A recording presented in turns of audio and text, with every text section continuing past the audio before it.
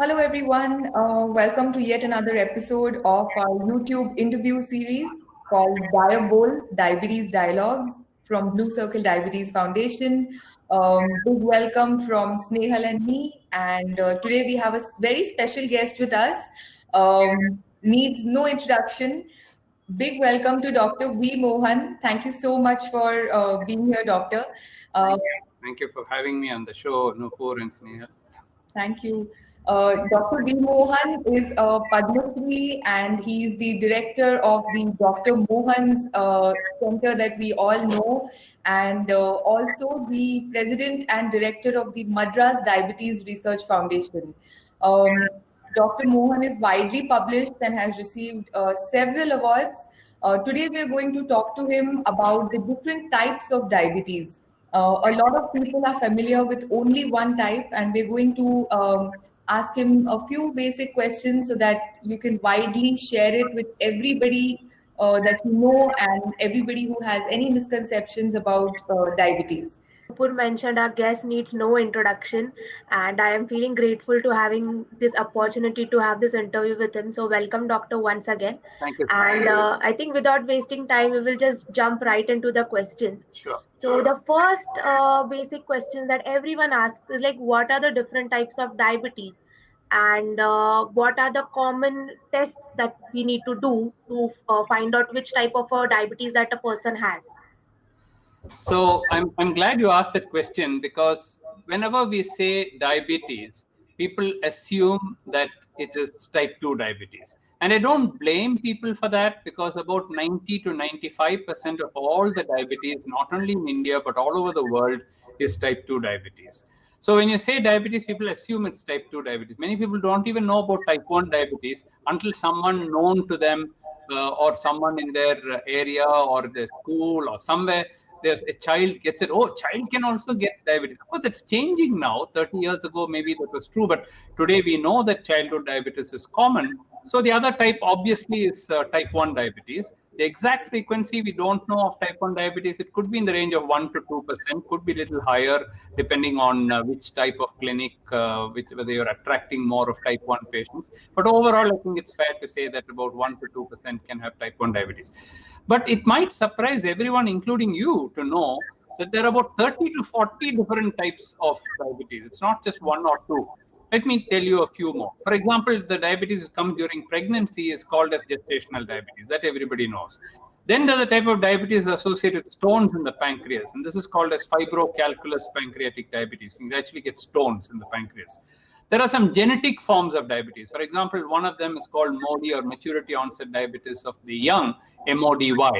Now, within MODY, there are about 14 different types of MODY. So if you add that 14 to 4 I told you, already you got 18 types of diabetes. Apart from that, there are other monogenic forms of diabetes. So what makes MODY special is that a single gene defect is responsible for the disease. In the whole body, there's only one gene going wrong. And that one gene produces a type of diabetes, and that we call it as MODY. Whereas in type 1 diabetes and type 2 diabetes, we call it as polygenic. There are multiple genes involved. 10, 20, maybe more number of genes involved. And it's not one gene which is producing the disease, but multiple genes. So within this monogenic diabetes, apart from MODY, there is neonatal diabetes, there is mid type of diabetes, and there are many other types of diabetes, monogenic, different kinds of genetic syndromes are there. If you add that, another 10, 15 types will come within that. Apart from that, there is endocrine diabetes. Due to thyroid, you can get diabetes. Due to Cushing's disease, you can get diabetes. Due to acromegaly, you can get diabetes. Then, due to medicines, you can get diabetes, steroid-induced diabetes, and cyclosporin-induced diabetes, and number of drugs can produce diabetes. Stress and depression can produce diabetes. The list goes on and on and on. So you rightly asked, what tests do you have to diagnose it? The first thing is, of course, to rule out type 1 diabetes, because type 1 diabetes, you need insulin. There's no further question about that. So the first test that we do when somebody comes along, particularly a youngster, a child, an adolescent, young person comes, first thing is to do how much insulin are they secreting. In type 1 diabetes, virtually there is no insulin. There could be a little bit of insulin, but not much. In normal people, of course, there's a normal amount of insulin. In type 2 diabetes, a little bit reduced, but they're still secreting a lot of insulin. In MODY also, they secrete some amount of insulin. So doing that one test, suppose it is 0, There is no other diagnosis. It is type 1 diabetes. None of the other types of diabetes, the insulin secretion comes down to 0. So straight away you know that. No, there are other types. There are other tests like the GAD antibody test or the zinc transporter test or the islet cell antibody test. If these come positive, then it's likely to be type 1 diabetes. And that comes in adults. We call it as LADA, or latent autoimmune diabetes of adults. So that also is a form of type 1 diabetes. So using this, if I told you about fibrocalculus pancreatitis, all you need is take an X-ray. Take an X-ray of the abdomen to find a big stone sitting there in the pancreas. That is fibrocalculus pancreatitis. So depending on which, it's not necessary to do all the tests for everyone. So depending on once they come to us, we'll ask the first question: do you have diabetes or not?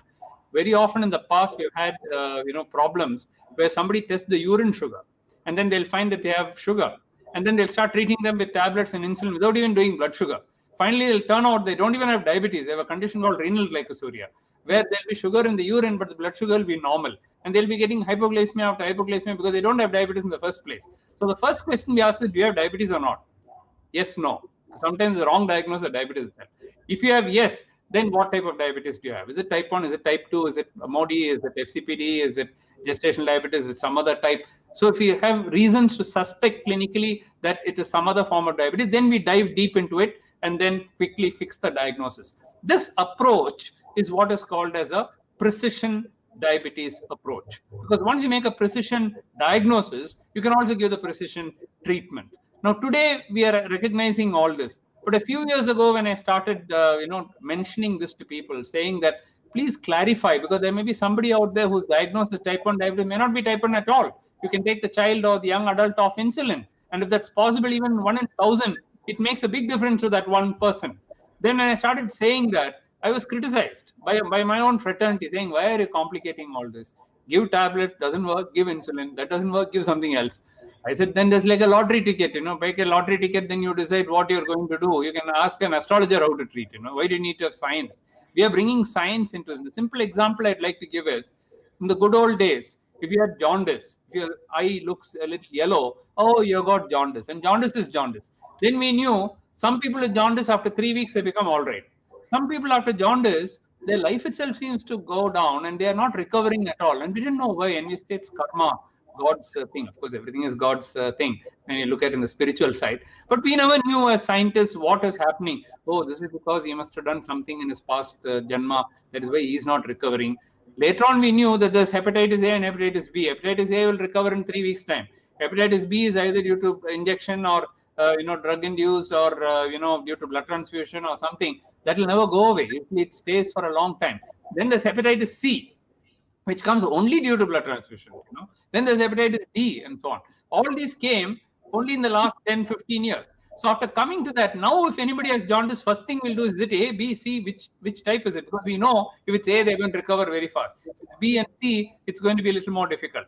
And for hepatitis C, there are vaccinations and so on which have come. Hepatitis B, there is vaccination has come. So all this knowledge has come because now we are accurately describing diseases. One more example I'd like to give is breast cancer. All breast cancers are not the same. Some people with breast cancer live for 50 years. Nothing happens to them. Some people with breast cancer, 6 months, they are dead. Even before you start the treatment, they're going down and they're finished. Not because of late diagnosis, but because that type of breast cancer is so invasive and so much dangerous, the prognosis is very bad. So if you say breast cancer is not the same everywhere, it's all completely different. I know people who lived 50, 60 years and then died of some other disease, died due to old age. The breast cancer never killed them, So like that, I think time has come today for precision diabetes, where you accurately say, even within type 1, there could be subtypes. There could be autoimmune type 1 and non-autoimmune type 1. So once we make an accurate diagnosis, then the treatment also can be very specific. And I think we have come a large way, at least at our center. We believe very strongly in this. I made videos about this, and this is something I teach everyone, that we are only practicing one disease, and we should go deep enough in that particular disease.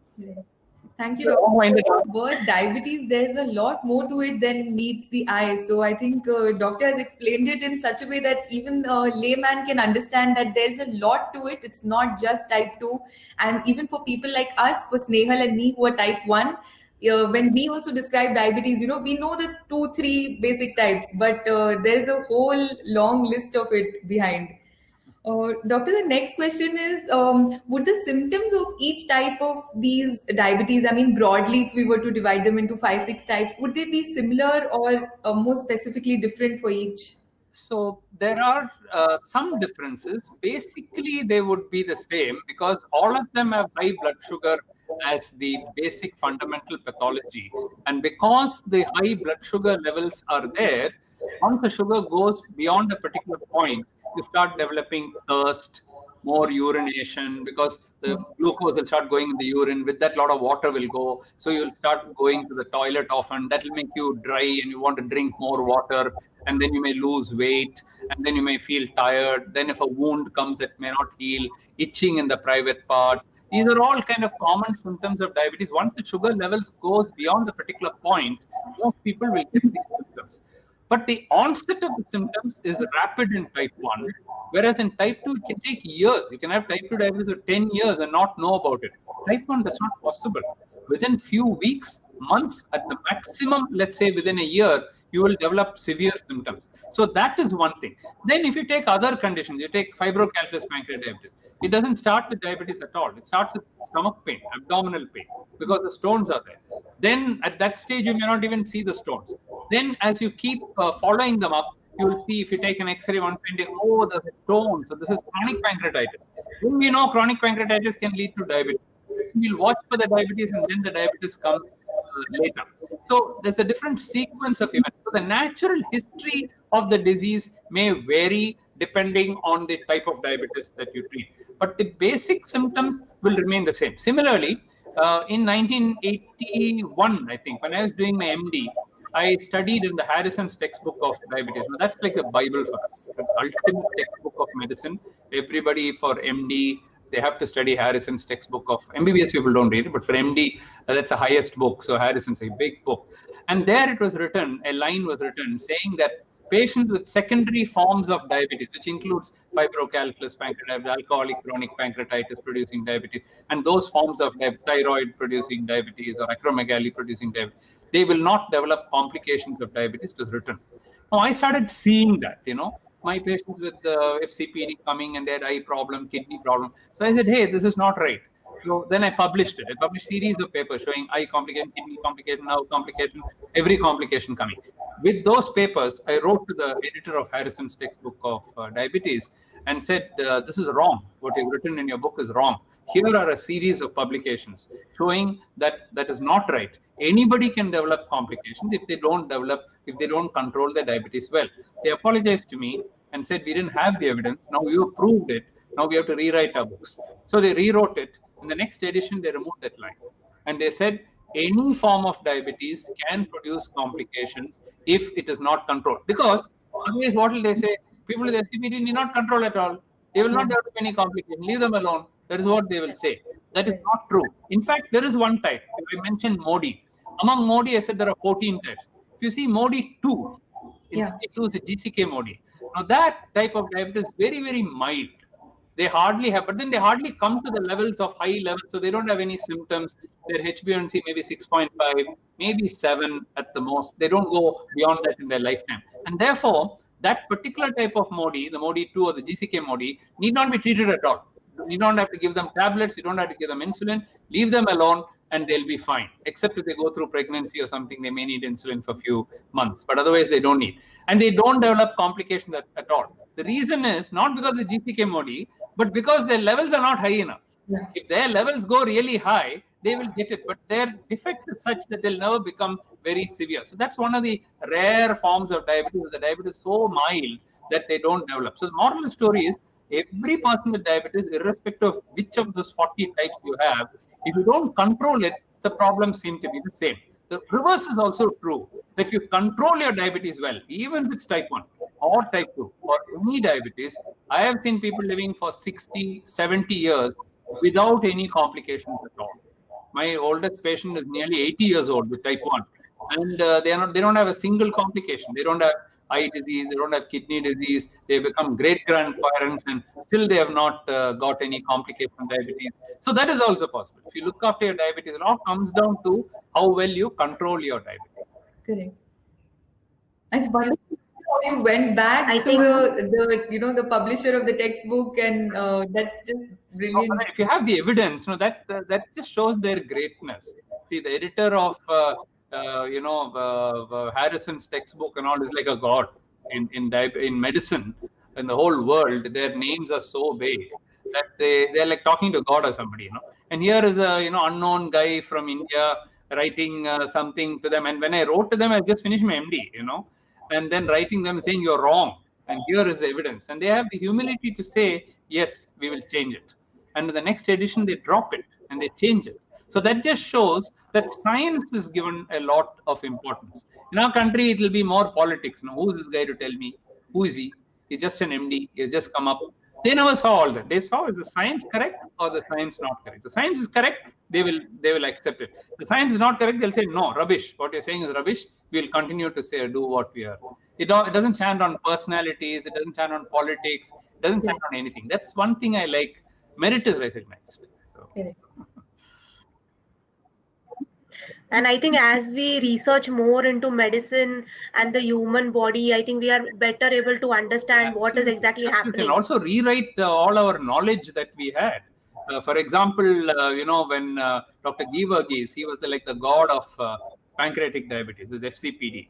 And when I was a child growing up, because I joined medicine, when I was 18 years old. When I joined, I started doing diabetes research because my father, Dr. Vishwanathan, was the first diabetes specialist of India. And Dr. Guy Verghese is about his age. If they were alive today, both would have been 96, 97 years old. So that generation. And when he was working on FCPD, he used to see all these cases in Kerala. Kerala had a large number of these cases. So he wrote in his book, he didn't publish any papers. He published his own book. So in his book, he wrote, FCPD patients will not live over 40 years of age. FCPD patients will, some dogmatic rules he published like that. Based on his clinical experience. He had seen some experience, so he published like that. Every one of his rules I disproved, and said, you said this won't happen, here are 5 cases. In medicine alone, you should never be dogmatic. You should never say, this will happen. There's no rule at all, There'll be people with type 1 who never had the diabetes under control, they may never develop complications, okay? There are people with type 1 who would have taken all the precautions, and yet 1 or 2 will develop complications. So you cannot go by that 1 or 2 who developed or the 1 or 2 who didn't develop. What is the vast majority? 90% will behave in one way. 5% will behave that way. 5% will behave this way. For that, there's no explanation. That's just a human body, okay?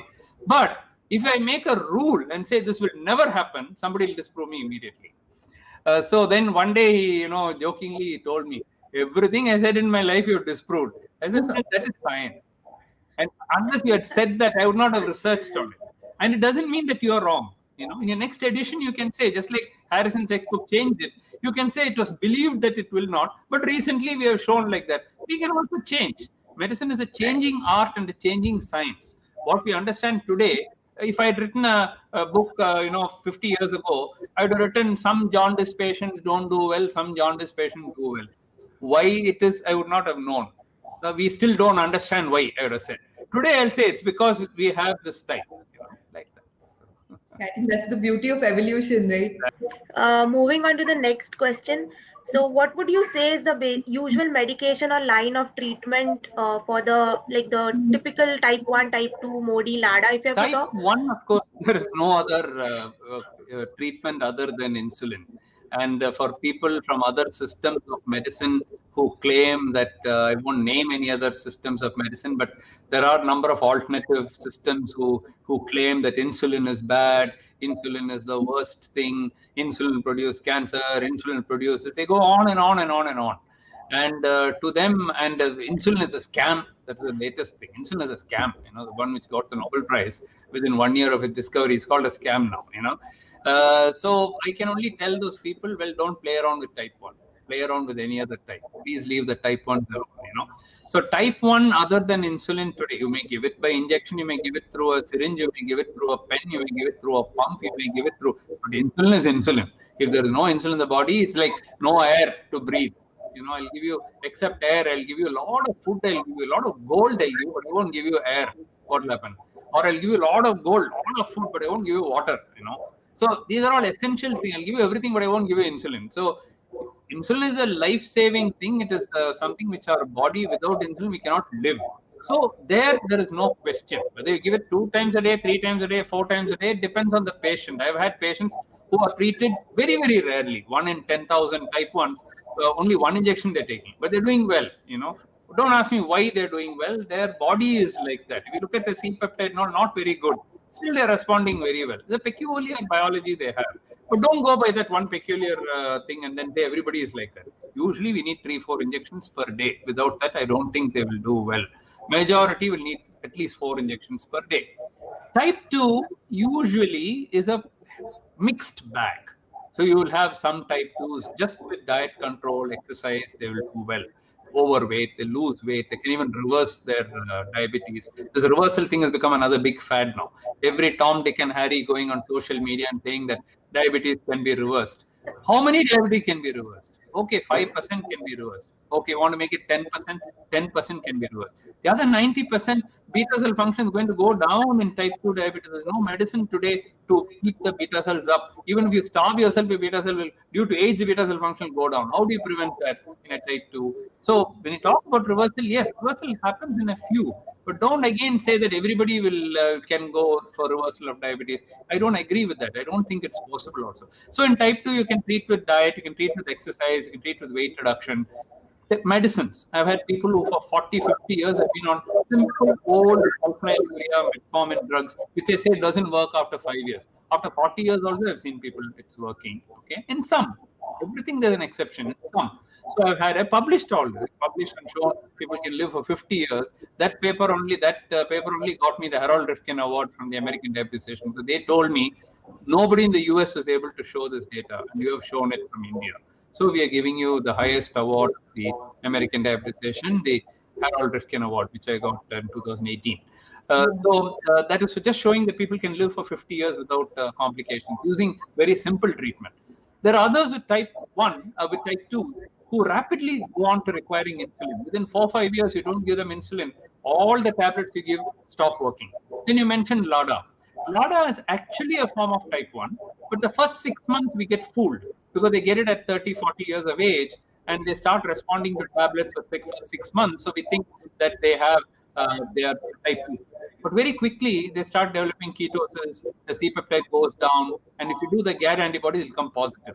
Then we realize, this is not type 2, this is more like type 1, and we call it as LADA, latent autoimmune diabetes of adults. So there you have to treat just like type 1, 2 times, 3 times, 4 times insulin. LADA is treated like that.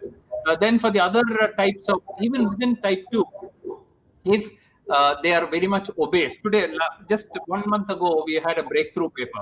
You might have seen that, the clustering paper, where we showed that in India, type 2 diabetes of 4 types, not of 1 type, 4 types. And the obese type has been treated with a weight-lowering drug. Whereas the thin people with type 2 may need insulin, they may need a sulfonylurea, they may need a DPP-4 inhibitor.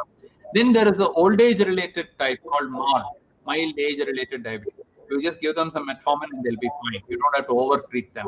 So within type 2 itself, we are finding there are so many types of diabetes, and each one is treated in its own way.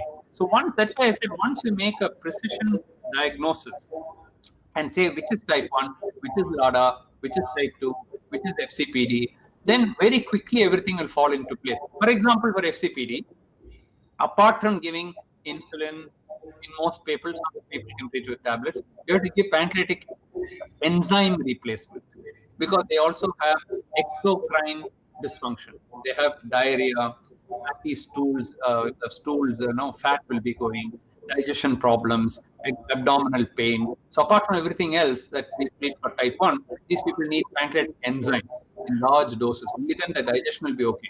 Otherwise, they'll be wasting away. The weight will be going down. There's also one more problem with this FCP. They are at more than 100 times risk of developing pancreatic cancer. It's very sad, but they're at very high risk of developing pancreatic cancer. At least 25 of my patients with FCPD, and I had the world's largest series of FCPD at one time. And I had over 75 to 80 publications on FCPD alone. My PhD, my PSc, everything was on FCPD. But it's a rare condition with stones and so on. So almost 25 of my patients develop pancreatic cancer, and there's nothing you can do to prevent it. Even if you try to remove the stones, if you give them insulin, treat them, somehow that pancreas keeps on getting damaged more and more. Finally, it will turn off into a cancer. So it's very sad. Very often people ask me, don't you get bored treating one disease? Others treat so many things. They treat heart, they treat this one. I said, I also treat everything. I'm an MD general medicine, so I know everything I do. But for me, one lifetime is not enough to treat one disease. I've been last 50 years I've been working on this problem, and I still feel I've not even scratched the tip of the thing after publishing 1,300 papers, which is a world record. I'm still below. There's very little we have done. So much more remains to be done. And so one disease is one lifetime is not enough to study one disease. And now I hope with my daughter and son-in-law now coming, my father started it. I continued second generation. Now with my daughter and son-in-law, third generation.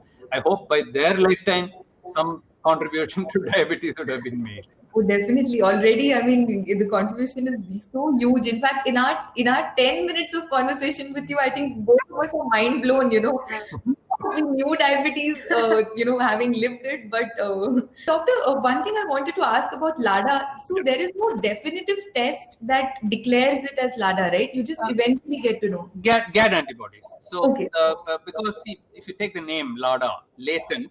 Why is it latent? Because we didn't know. We think it's type 2. We get fooled by it. So it's called latent.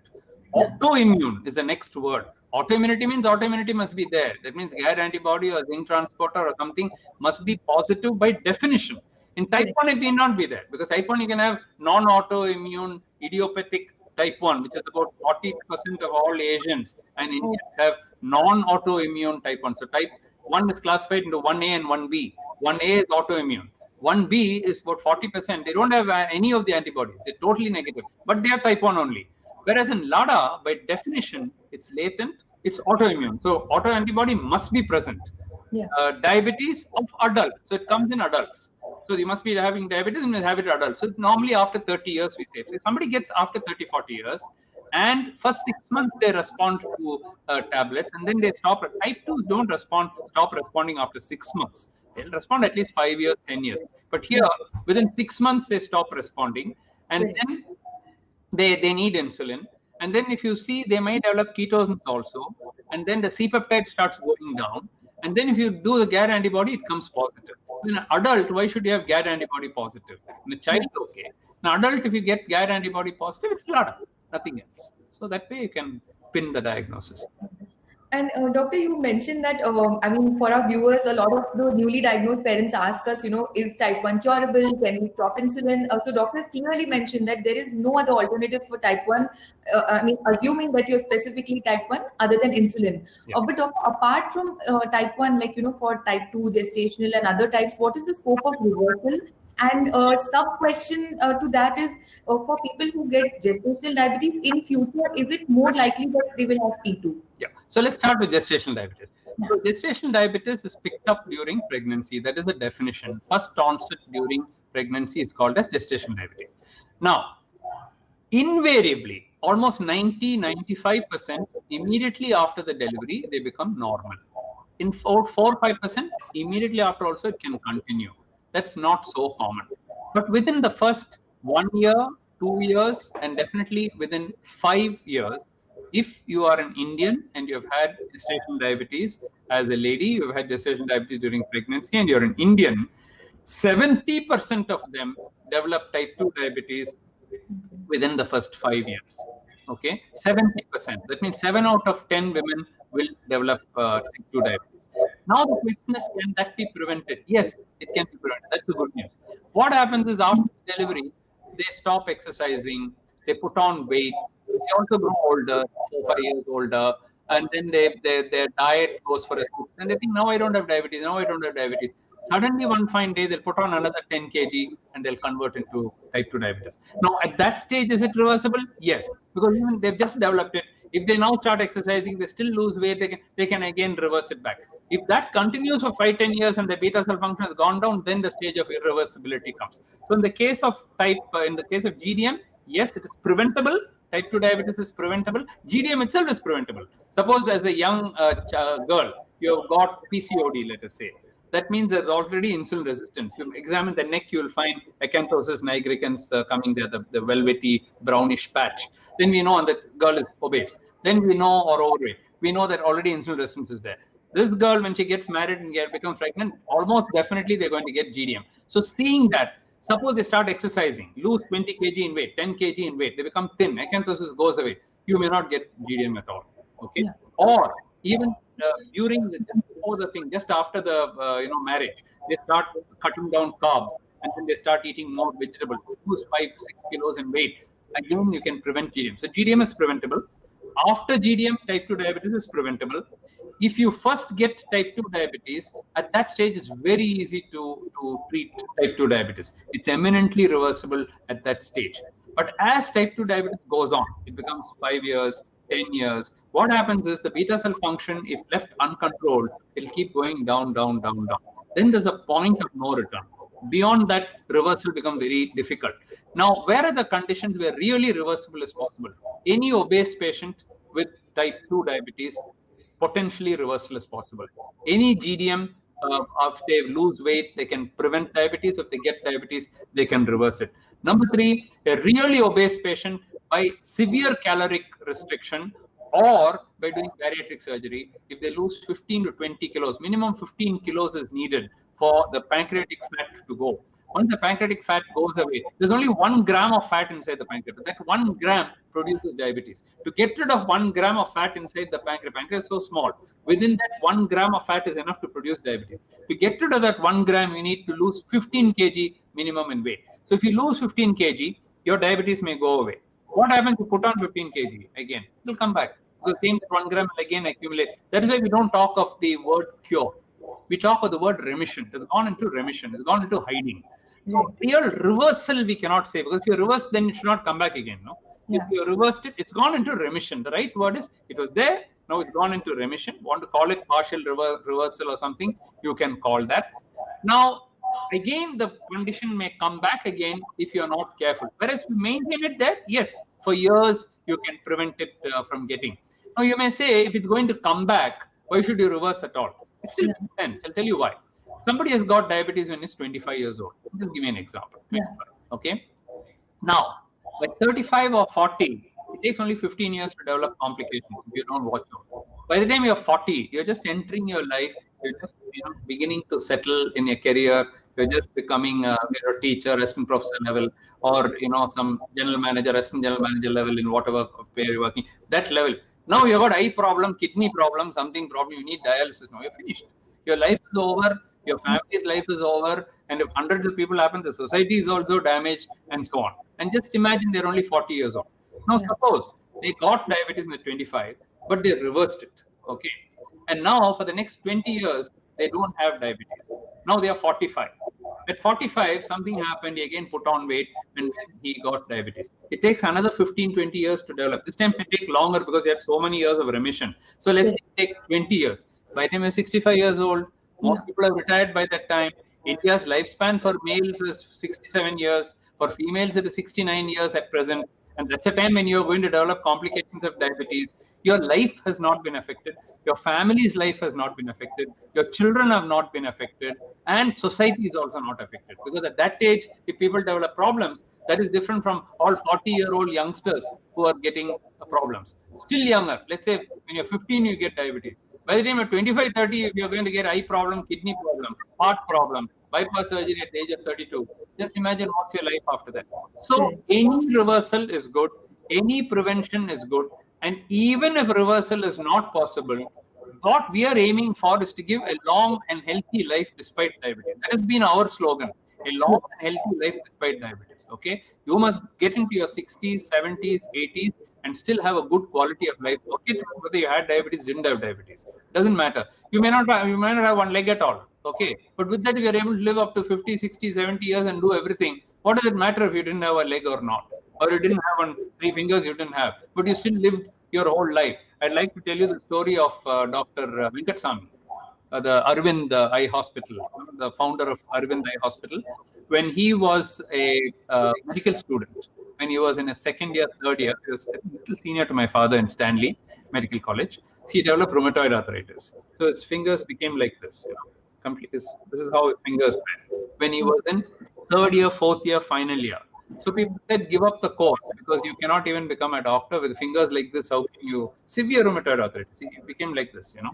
Yeah. With that, he did his post-graduation ophthalmology, and then he became a professor of ophthalmology.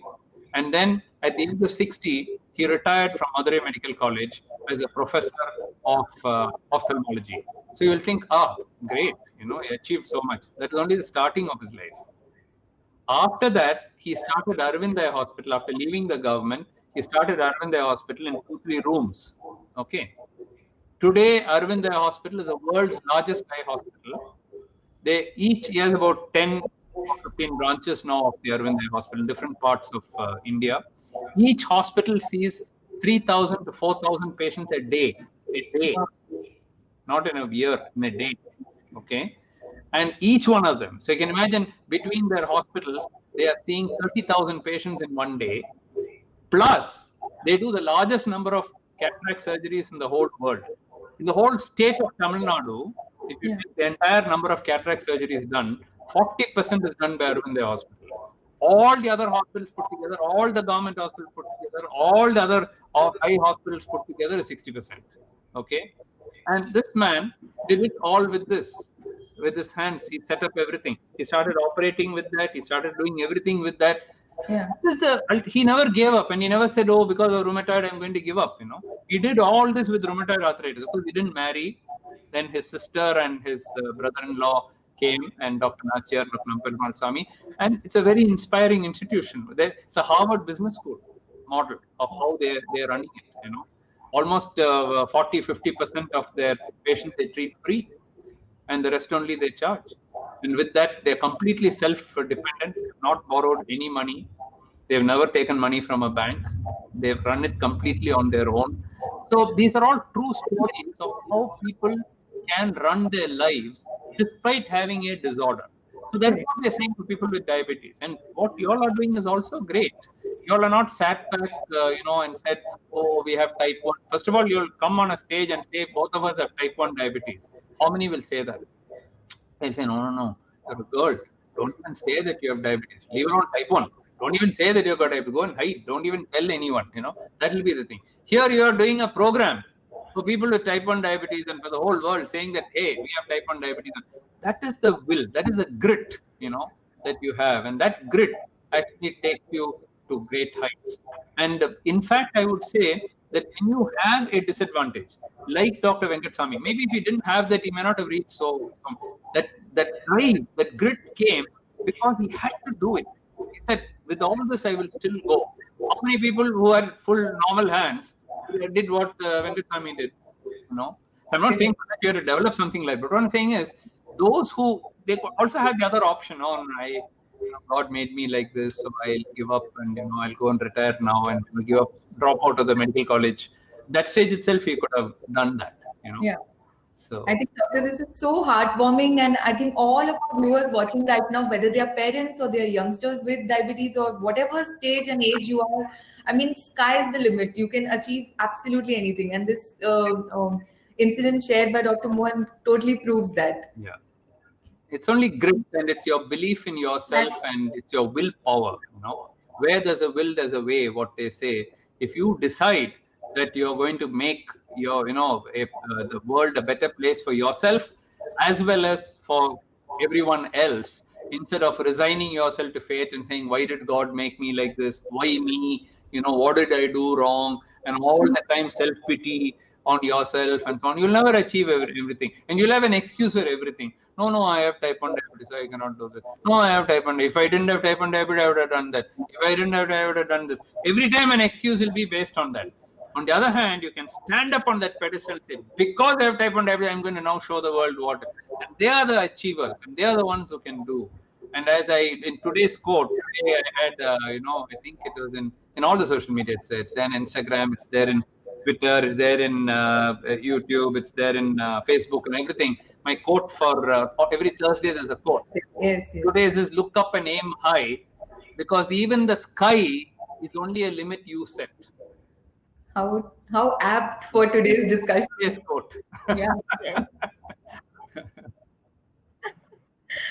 I was just going to say what doctor just mentioned, that where there is a will, there is a way, and there's like nothing to hide about having any sort of disorder that you're facing. It's just a condition, and you just have to be extra cautious, like maybe Absolutely. take more care.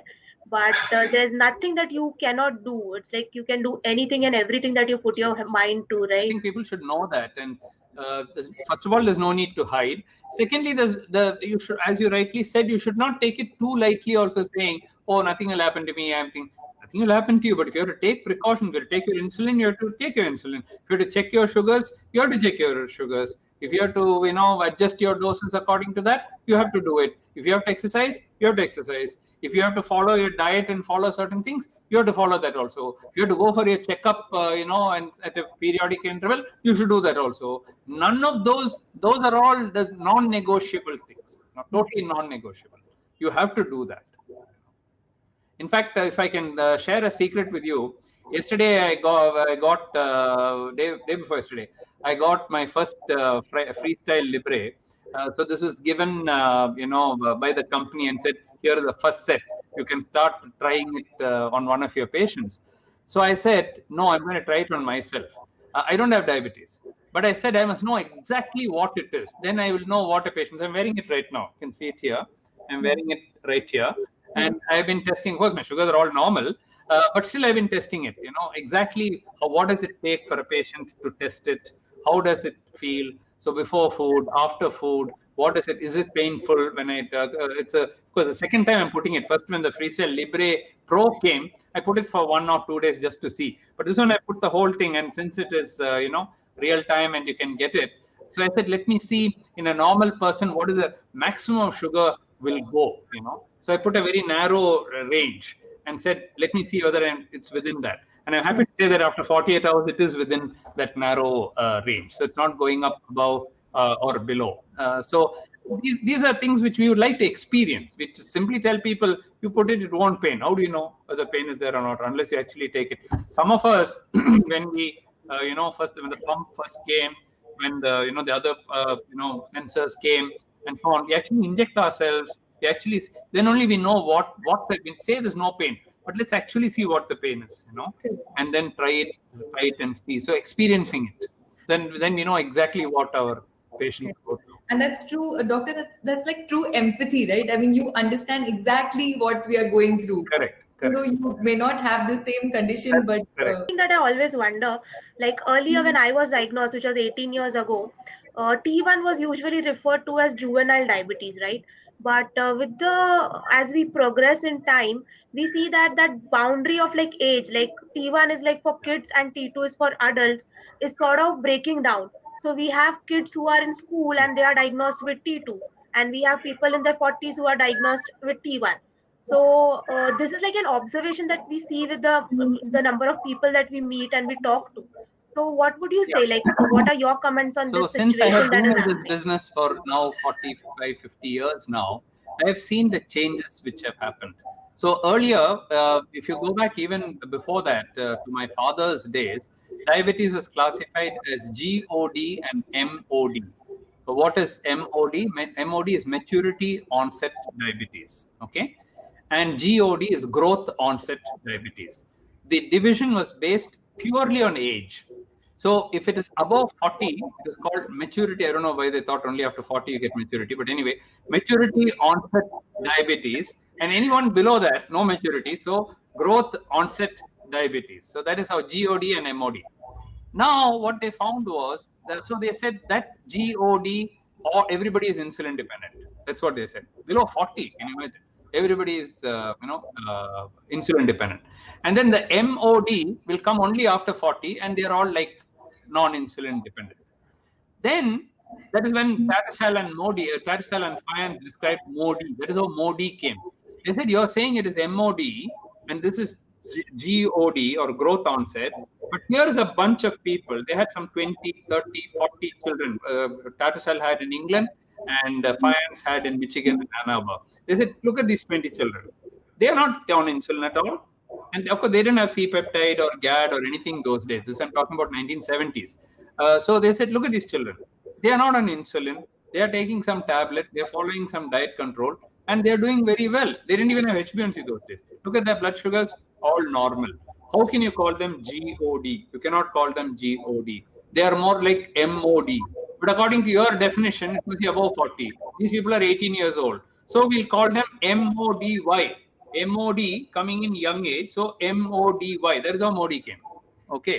The maturity onset coming in young age is called MODY. Then they said now it's getting complicated now. MODY, GOD. What happened if GOD comes at older age group, then it gets more complicated. So they said, let's call it as insulin dependent and non-insulin dependent. So that is how IDDM and NIDDM came. So they dispensed with all this and they said, we'll call it as IDDM and NIDDM. And for about 20, 30 years, it was all IDDM and IDDM is type 1, NIDDM is type 2. Now what happens? Sometimes the IDDM go into remission for 6 months, 1 year. So you're saying IDDM, but for 6 months, they're not on insulin. So what do you call them at that stage? Okay.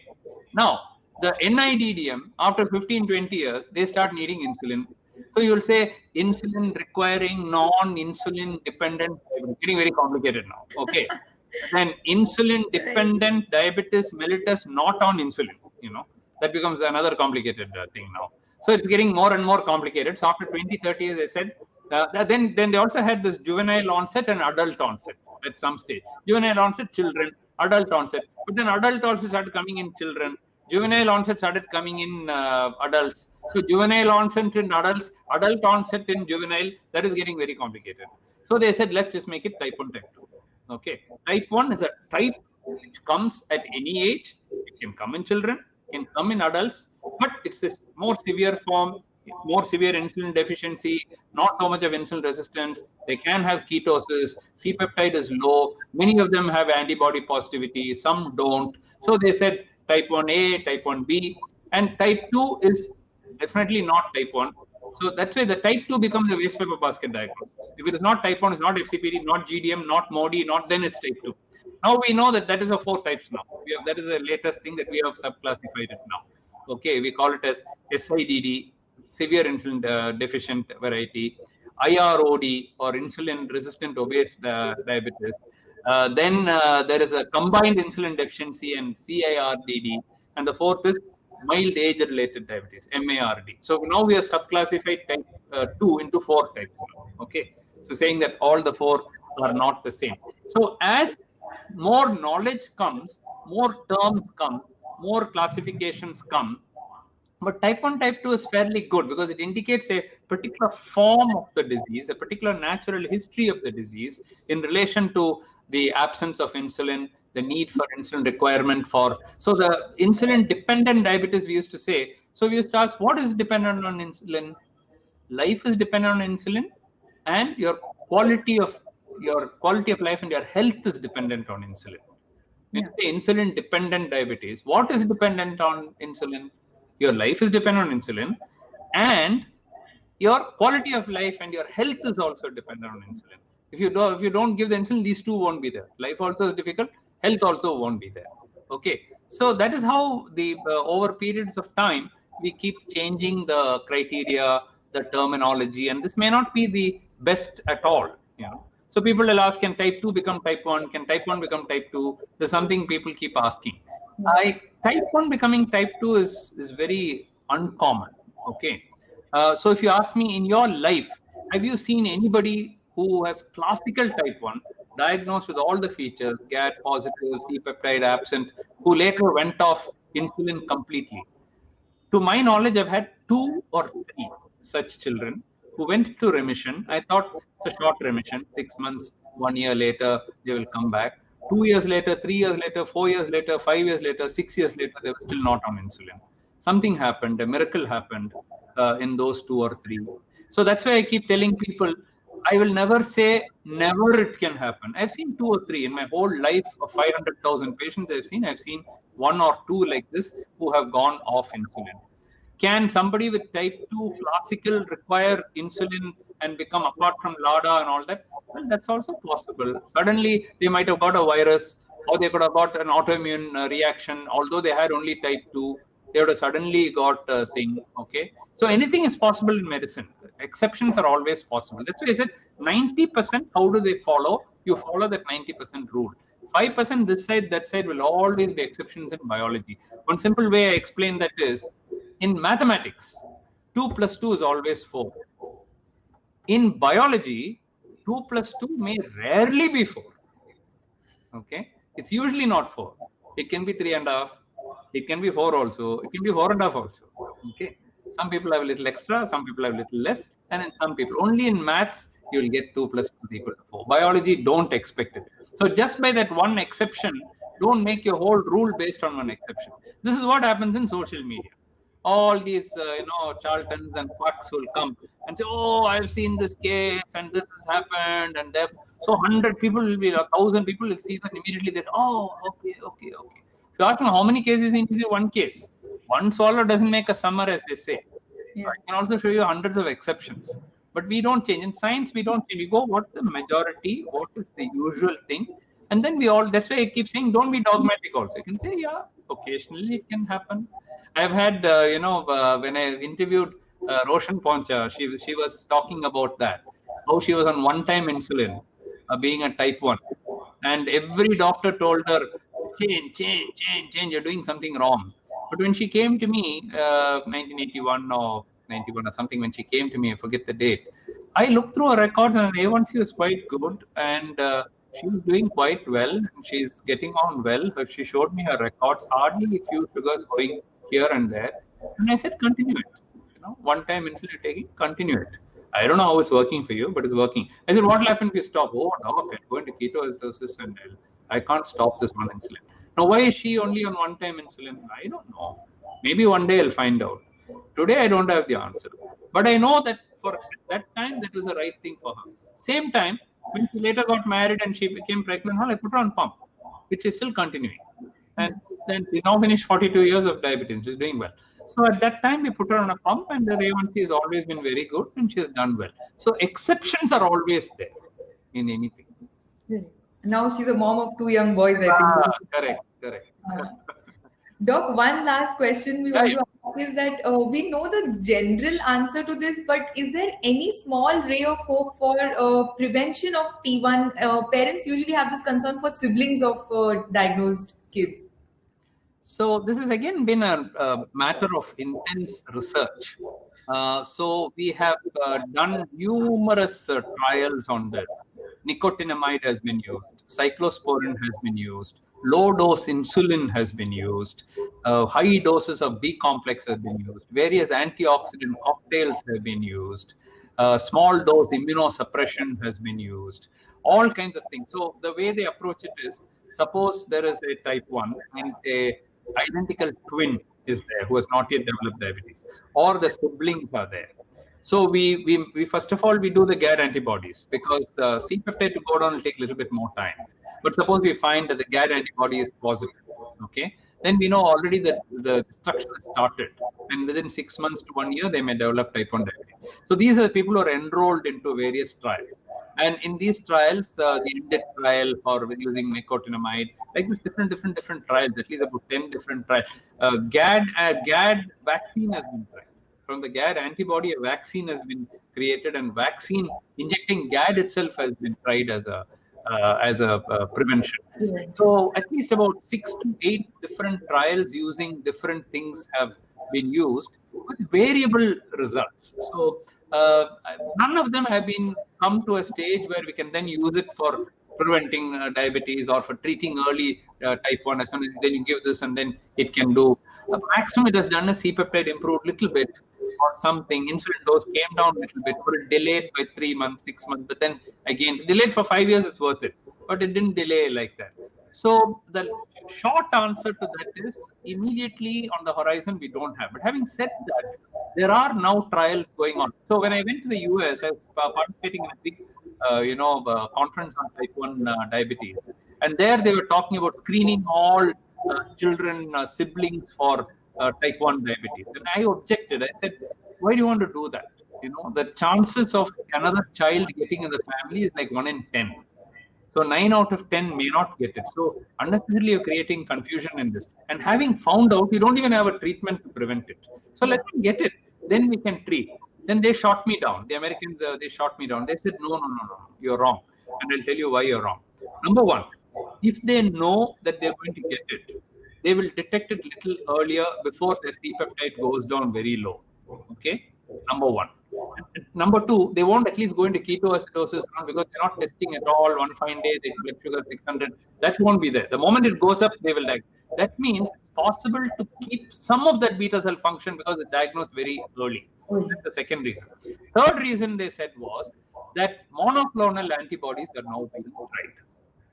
Big trials are going on using various monoclonal antibodies. These monoclonal antibodies suppress the immune reaction which is going on in the beta cells, and some preliminary results showing that it is possible to preserve the beta cell function C-peptide to a large extent, so that if they get it also, they may get like a type 2 diabetes rather than a type 1 diabetes. The results are very early. In our country, I have not undertaken that research because it's quite expensive, these things. We don't know whether there are any side effects. So normally I don't jump in to do things which I would say let them do it. Then after it's successful, we'll use it here. I don't want to be the first and somebody dies due to that or monoclonal antibody. I don't want to be the first to do this.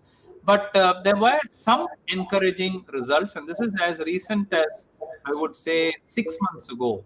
Just 2-3 weeks before the corona hit, I was at a conference in Madrid, and I was listening to some of these presentations.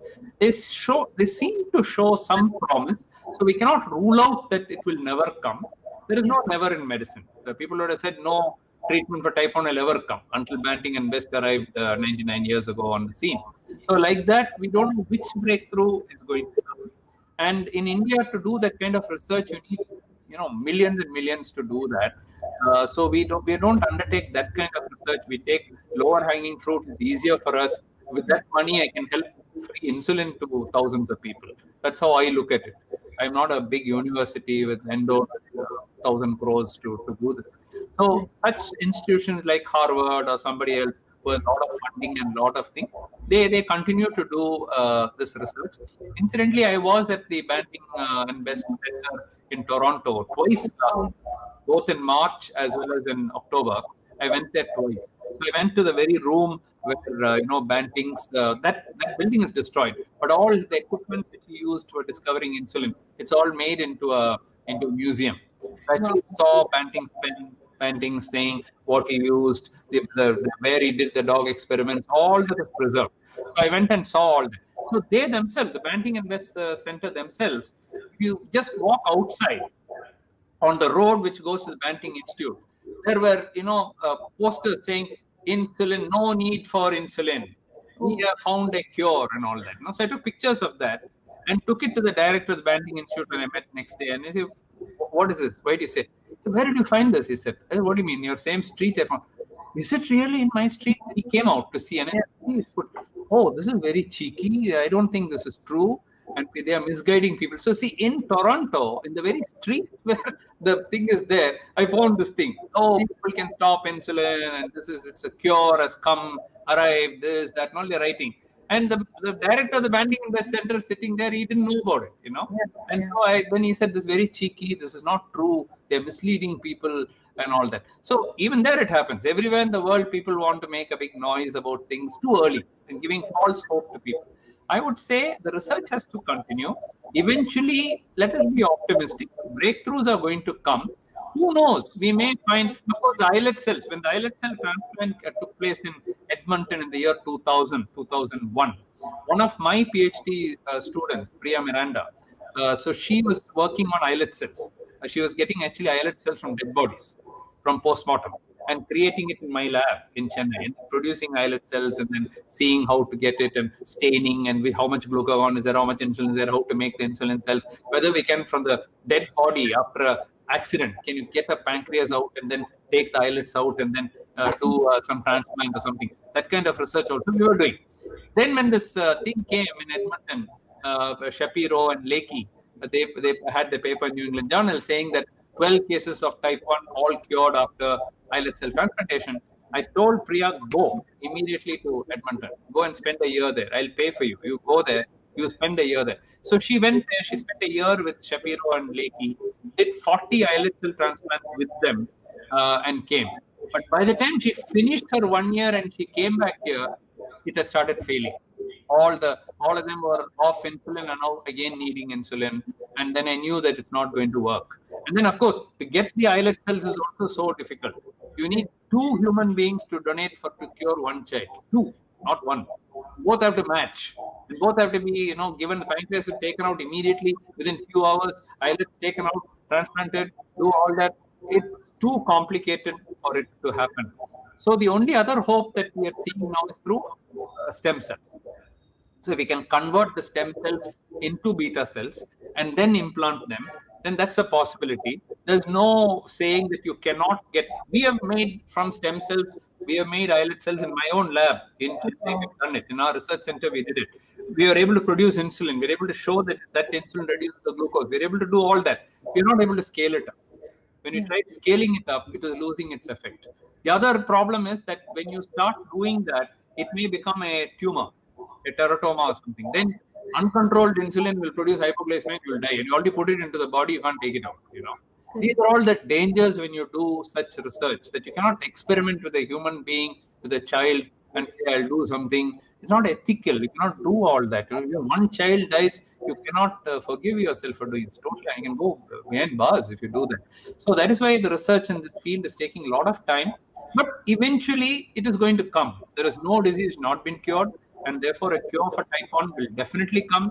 Prevention of diabetes will probably come even earlier, type 1 diabetes, because once you're able to pick it up in the early stages, giving some proper immunosuppression, like a precise thing like precision diagnosis, that is also going to come. Don't ask me when it's going to come, because we've been fooling people. In 1970, when the first pancreas transplant came, the first islet cell transplant came, we talked about the 10-year thing. And Partha Kar, when he came on when I interviewed him, he was saying, let's stop talking about this 10-year thing. He's much younger than me, but this 10-year thing will go on since 70. In 70, we said 80, it will be cured. In 80, we said 90, it will be cured. 90, we said 2000 will be cured. 2000, we said 2010. 2010, we said 2020. From 2020, we are saying 2030, it will get cured. So this 10-year myth has been going on for too long. So it's better to say it will come when it has to come. There is no date in it. In the calendar, we cannot say, by March of next year, we will have the cure. We can say that. It takes time. It takes time. Even for insulin to evolve to this stage, it's taken 100 years. So from the first discovery of Banting and Best to this stage where we have CGM and we have artificial pancreas and closed loops and all that has taken 100 years. 30 years ago, I tried all that in Germany and failed very badly. Nothing was possible 30 years ago. Today, it's all become reality. So maybe extending this forward, and the rate at which it is progressing today is much faster. So maybe in a few years, cannot give any timeline, but let us be hopeful that in our lifetime we will see this and we'll find a complete cure. And on that note, one of the things which people often ask me is, what is your fondest dream? What is your fondest dream? And I said, my fondest dream is that my hospital will get converted into a museum.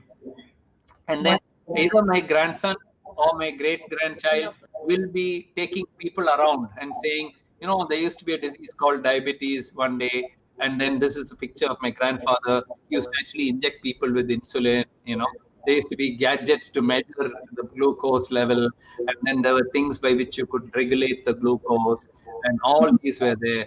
Today, we don't have such a disease. It's like some animal becoming extinct or something. Dinosaur become extinct. This is how the dinosaur looked like. So something like that in my museum, and say these are all the things that they used to treat when we had diabetes. We had drugs like this, metformin, this, that, all that gone now. Today, this disease doesn't exist. So that's my fondest dream. That's wonderful, doctor. And we live on hope, right?